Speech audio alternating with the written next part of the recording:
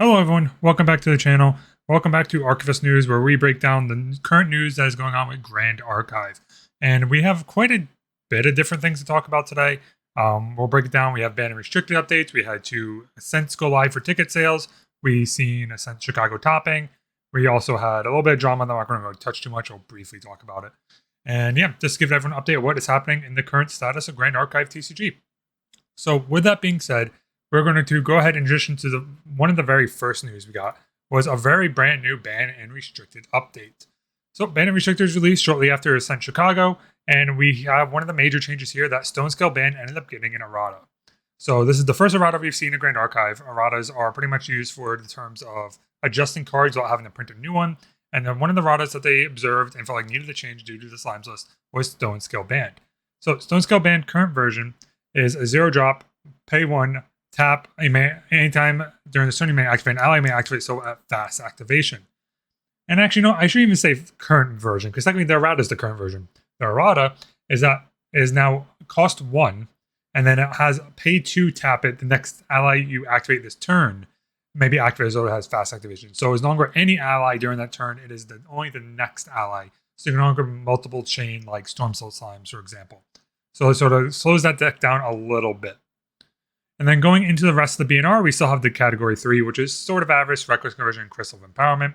Category 2, we added Erupting Rhapsody still being looked at as a little bit concerns about the design space with this card being legal. And then Korhazi Elk ends up being bumped up into a Tier 2. The reason I bumped up into a Tier 2 is that from the perspective of game design, they might feel like it limits game design too much in the gameplay, do that, and the meta is involved a little bit more. So they're moving to Category 2 to sort of line up with the concerns that Weebs is having. So this being said, we could see a ban in the next BNR update, which will come during September 2nd. That being said, going down to Category 1, Creative Shock was a card that has now been removed. They no longer have concerns about this card in the fire decks with it. And since of Stone Scale Ban getting errated, it did end up entering the Tier 1 list. And we still have Dream Fairy, Chalice of Blood, and Scepter of Lumina in the Category 1 section. So going into a little bit in depth about this, I think Stone Scale Ban is a really good errata. Really slows down the slime decks a little bit. It does hurt some of the other Sylvie builds though, so it does a little bit hurt in that aspect. Overall, this was an overall good change, I think, for the game. People might be wondering about why wasn't a Storm Slime added, or maybe anything of the sort that was added to that BNR, or anything else from Slimes. And I think it's in a weird spot right now because the Stone Scale Ban's really activated the deck, that this sort of errata might slow down the deck enough where the other cards might not be banned. So we're going to have to keep an eye on that. We do have a BNR come September 2nd. So it is before Ascent Singapore. So we might see another one before Ascent Singapore, and people might have to be adjusting their decks for that. That being said, going into our next topic of Ascent, we have Ascent Christchurch. So tickets were on sale for Ascent Christchurch recently. This was the one going on November 22nd and November 24th over in New Zealand, if I'm not mistaken. Yes, New Zealand. Tickets were on sale. I think there's still tickets available. If we go ahead and open up here, we still have Path of Steel Regular, Path of Steel Champion available. VIP is sold out. So do note VIP is sold out, but you can still get the regular and championship package. And if we go into Path of Steel breakdown, I don't have the full image because it's a little zoomed out. I can't help it. But it is going to be Gwendolyn is available for New Zealand as the prize card. So those who didn't get Gwendolyn over at the NA Ascent, you can go ahead now and Christchurch try and get another one there. First place is 10,000 New Zealand dollars, 6 boxes of DOA first ed, and 6 boxes of AMB first ed. So pretty much a case of each. Second place is going to get 4,000. Third and fourth place get 1,500. Fifth and eighth has 750, and then 9th through 16th place is 500 New Zealand dollars. This is, just so you know, top 16 is now one of the new adjustments that Weebs have made to the pricing system due to feedback about the old system, and it allows more people to get pricing and get sort of into that cash pricing. Top 8, though, is still limited to the Gwendolyn. And top 32 rewards, you have the reprogram as the top 32 promo. That could be used towards your national points qualifier. And you also have reprogram Ascent Pro. You also had the top 32 playmat. And they have a couple of side events that will be going on for that day as well.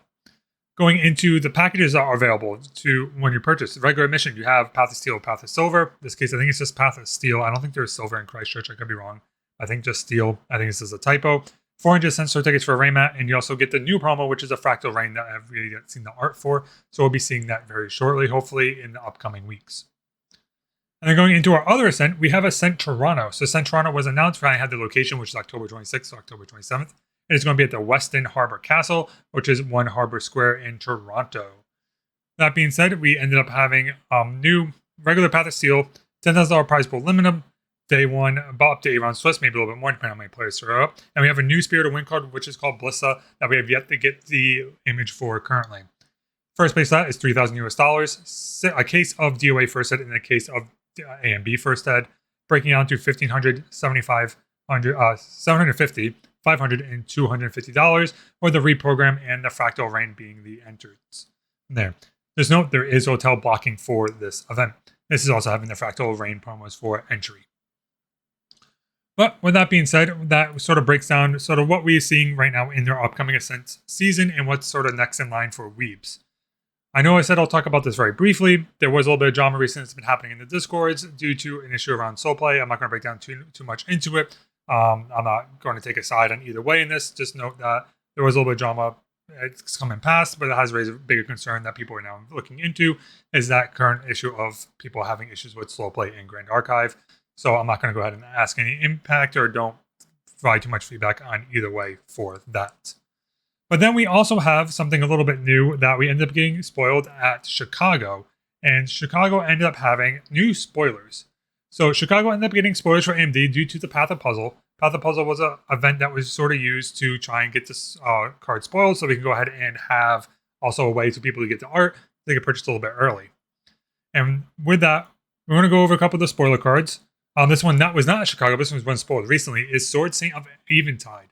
This was an on-enter. Look at the top card of your deck. You may put it into your graveyard for the on-enter. With a class bonus, if your graveyard has 4 or more water elements in your graveyard, it gets an extra +1, becomes sort of a 2/3 body for a 2-drop, almost like Charge Mannequin gets it for the power cell. Something amazing that was announced, and I didn't even touch about this in this breakdown, and I'll probably do that very shortly, is that AMB is going to have something very, very new. That all URs in First Ed, and I think SRs, so it might just be URs, I have to go back double check this, but I'm pretty sure just URs, will have full art to increase the sort of feeling about opening booster packs. So URs will have full art by default. And here we see one of the first ones, which is Dragon's Dawn, a 1-cost Regalia. As an additional cost to materialize this card, banish 3 Fireman element cards from graveyard, which is probably what the Erupting decks or even the Fire Lorraine decks want to do. Well, as class bonus, so Warrior.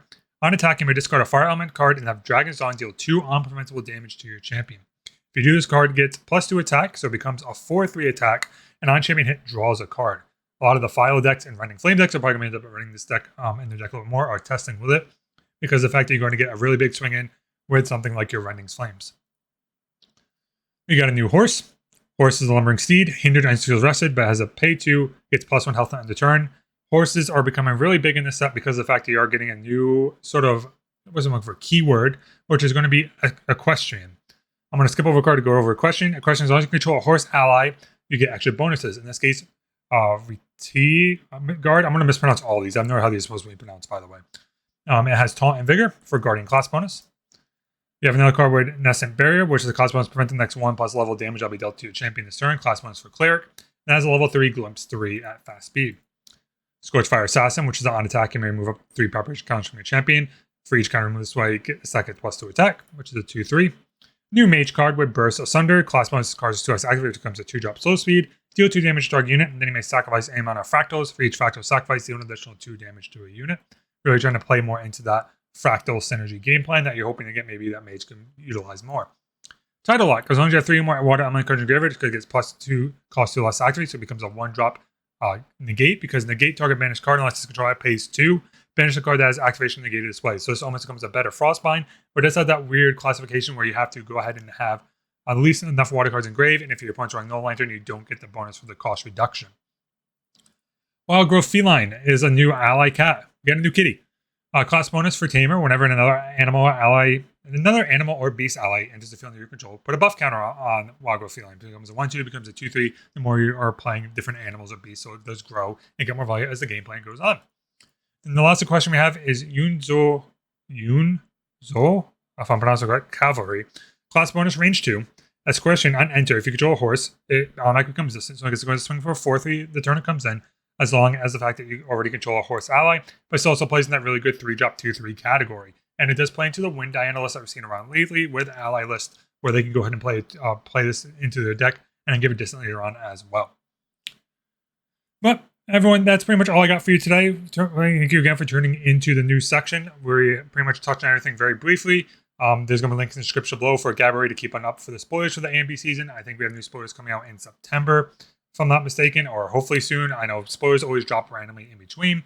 So make sure to check out that below. Keep up onto the Gabourey website to go and keep up to date with your spoilers. Any questions or anything you want to talk about that might not cover in the news section, please feel free to go ahead and drop it down below in the comments. I'll be happy to converse in there. But thank you again, everyone, for watching. I hope everyone has a good one and everyone has a good rest of the day. Peace.